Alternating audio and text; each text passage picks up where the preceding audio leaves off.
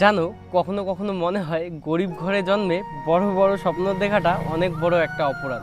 কারণ যখনই একটু এগোতে যাই তখনই পরিস্থিতি এমনভাবে থামিয়ে দেয়, মনে হয় সেখানেই সব কিছুই শেষ। পরিস্থিতি আমাদের সাথে এমনভাবে খেলা করে যে জিনিসটা তুমি করতে চাইবে না সেটাও তোমাকে বাধ্য করে বারবার করাবে। আমাদের সবচেয়ে বড় প্রবলেমটা কি জানো? আমি জানি যে এই কাজটা করলে আমি সফল হতে পারবো, সেখান থেকে কিছু একটা করতে পারবো ভবিষ্যতে, কিন্তু পরিস্থিতির সাথে সাথে আমাদের ফ্যামিলি বা বাড়ির লোকজন এমনভাবে তোমাকে সেই কাজটা করার জন্য বাধা দিবে, তুমি সেটা করতে পারবে না। কারণ কি বলতো, তারা রিস্ক নিতে চায় না বা জানে না যে রিস্ক নিলে হয়তো সে কিছু একটা করতে পারবে, কিন্তু তবুও না তোমার উপর সেটা ভরসা করবে না। যদি রিস্ক নিয়ে সব কিছু শেষ হয়ে যায়, সময় শেষ হয়ে যায়, টাকা পয়সা শেষ হয়ে যায়, তাহলে কিভাবে কি করবে?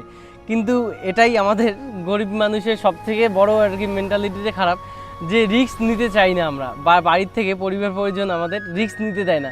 কিন্তু তুমি সেটা, তোমার প্রতি বিশ্বাস আছে যে তুমি যদি রিস্ক নাও তাহলে কিছু করতে পারবে। এটাই আমাদের সব থেকে বড় প্রবলেম।